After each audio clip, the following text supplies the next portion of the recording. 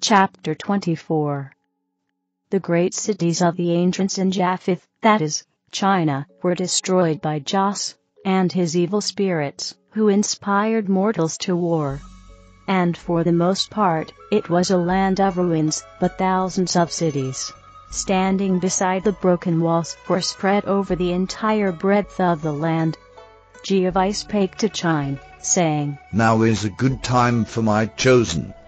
Behold my enemies, the idolaters. Know thou them by their soldiers. They are weak now. They pant with the labor of their great battles. Let my people come out of their quarters and hold up their heads.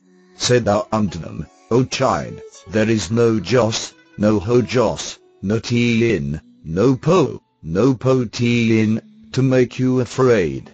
And whilst the enemy resteth, bid my sons and daughters arise. They shall inhabit the land that is spoilt, and cause it to bloom and bring forth abundantly. Call up my outlawed race. The enemy is sick of his wounds. His heart is ashamed and disconsolate. He is cast down. Chine went to Ashang and gathered up many converts, descendants of the Faithists, the pure Brahmins, the line of Zarathustra, the people of the Great All One, who accepted not gods and lords. And he established them, and invented plows and mattocks for digging the ground, for these implements had been lost and destroyed hundreds of years, and no man knew how to make them. Chine said unto them, This is a good philosophy. Wait not till ye are well fed and clothed before ye bow down your heads at the altar of Jehovah. When ye have prayed and sung before him, then go forth into the field to work, and he will bless you. Remember the heathen, they say, first provide the natural body, and then the spirit. But I say unto you, Jehovah created them both together. And he who saith, First provide the natural body, never looketh to his spirit afterward. In all things give ye precedence to the Spirit, as the Creator is over all his works, so should the spirit of man be over man's works, and over his corporeal body also. Herein laid the foundation of the wisdom of your forefathers, the Zarathustrians. For the heathen and idolater, who labor for self, what are they but servants unto the flesh? Some people labor for the raising of the spirit, which is purity, and love, and goodness, and justice. Such people are on the right road to become a great people. But when they strive, every man for himself, such people are beginning to fall. Her boundaries may be large, and her people increasing, but she has a cankerworm within, that soon or late will let her down suddenly. Two extremes meeting are always dangerous. Great wealth, and extensive poverty. It not only devolveth on the rich to give their substance to the poor, but they shall go amongst them, teaching them, and lifting them up. He who doeth not this, consider how vain it is for him to pray to Jehovah. His prayer riseth not upward. Let him himself first answer the poor. This is the opening of his own soul, so Jehovah can reach him. Remember thou that all men have judgment, and that they should be perfected to see things from their own standpoint, and not from thine. Consider, then, how unjust it is to foist thy opinions on any man, uncalled for. Chine established families of the chosen, but limited them to 200, and to each family he gave one priest. But he gave privilege to 4,000 people to dwell in one city. Chine said, Ye have been afflicted with gods. I was sent into the world by the Creator, to deliver you unto liberty in the family.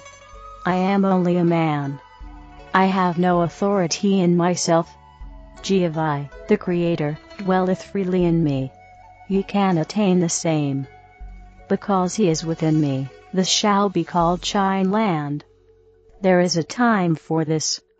My name is, as a post to mark the time, when the Creator began his temple of peace, which shall extend over all these people.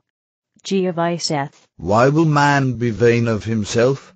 Verily have I not created one man on the face of the earth that is himself? He is made up of all oddities, soul and body. Consider his flesh, whence he received it and sustaineth it. Not so much as one hair on his head is of his own making, neither is it made out of new material, but hath been used over and over forever. Even so is his mind not his own, not even his simplest thought, but he is made up of borrowed things from beginning to end, for so I created him. He imagineth I, who created him, am nothing, but even his imagination he picked up from someone else. He gathereth a little here, and a little there, and then proclaimeth what he knoweth. Chine said, one man saith, I am normal, neither angels or mortals rule over me. Yet he hath only boasted, as a crazy man, who will say the same thing. Another saith, behold my wisdom. The highest of angels course through me, yet he knoweth not whether it be true, or not. Neither do any of them know the fountainhead. For if an angel say it, the angel himself is made up of borrowed knowledge. Chine said, I saw a great mathematician one day, and he said, there are no gods, nor lords, nor angels, nor any all person. Everything is void. He showed me a book he had, and I asked, who made the book? He said, I made it. Nay, I made not the cloth, nor the binding. I mean, I made the philosophy that is in the book. Nay, I made not the philosophy, but found it. Nay, it was not lost. I mean, I led myself to find the philosophy. Nay, a man cannot lead himself. I mean that I searched, and found what was new to me, so but little of that book was his, after all. I saw 3 angels standing beside that man, and they were laughing at him. If I had asked the angels, they might have said, nay, the thoughts were ours. And had I looked further, I had seen angels back of them, claiming the same things. Yet, even such are not the highest. Wherefore I say unto you, all things come from and all highest, name ye him what ye will. He who saith, Jehovah spake to me, he is the nearest the mark of all. For all good knowledge that cometh to man, is Jehovah's word to that man. Whether it come by an angel, or by another man, or by the commonest corporeal thing, it is nevertheless from the all-highest. For which reason bow ye not down in worship to men nor angels, but only to the highest, Jehovah, for he is the figurehead and pinnacle of the all-highest conceived of. And in contradistinction, the all-lowest, the foot of the ladder, call ye darkness, and evil, and wickedness, and sin, and death, and Satan. Attribute not to men or angels this, or that, for they themselves are not first causes, nor responsible, but in part, but attribute all good, high, best and wise things unto Jehovah, and all evil, dark, wicked, low things to Satan. By these terms ye shall make plain to one another what ye mean, and it is an easy matter, to look into your own souls, and comprehend, as to which of these 2 ye most incline. The soul may be likened unto a vine, which can be trained, either upward, or downward. And if ye desire to know, if a vine be up or down, look ye for the fruit, and not to the fragrance.